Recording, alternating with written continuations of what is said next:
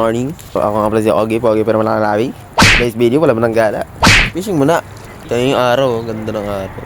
Bilog na bilog yung araw, mga boy. Kasama ko si Jotin ko yung kuya kong, si mga kalambat.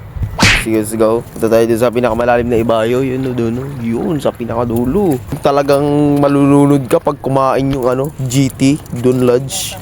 So, yung gamit nga pala natin is yung, soukbait, boy. Talagang pag ginayan mo, kahit walang pantat dito, kakain. Magtatawa yan, boy. Yung ganda, boy. Wala tayo sa kanila, guys. Doon sila. Dito naman ako sa spot na to. So, maguli tayo ng pinakamalaking isda sa buong mundo. So, i-break natin yung mga world of record. Alaga lang, ha. Hindi ka nga makahuli, hayop ka. Dito na tayo sa spot, mga boy. Dito tayo. Hindi kada pa nagpadulo-dulo tayo kasi gawa ng baka mahilaan tayo ng isang pinakamalupit. Okay na yan. Tara. Tira.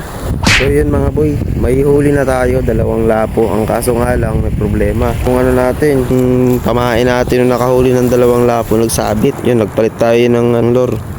Lure na lang ginamit natin, yung nagamit natin kanina, soakbait. Yung 2 lapo huli natin, tinan nyo. Kita ba? Ayan dyan, yung sa loob. Yan. So yan, nagpalit tayo ng lure. Hanip na yun, sumabit pa. Pero okay lang, ganda naman ang view Ayan the best yung view parts. So yan yung 2 natin kasama. Tapos may mga nagka-fishing pa na iba dyan. Ayan, tapos si kuya doon aduno. Continue na natin to.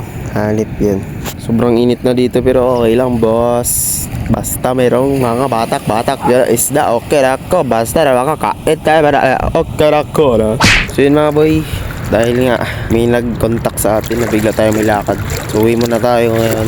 Iniwan ko na yung 2 doon, pati yung bag ko at saka huli ko. Dala ko lang itong fishing rod. So okay lang yun. At least may huli tayo, di tayo nasira.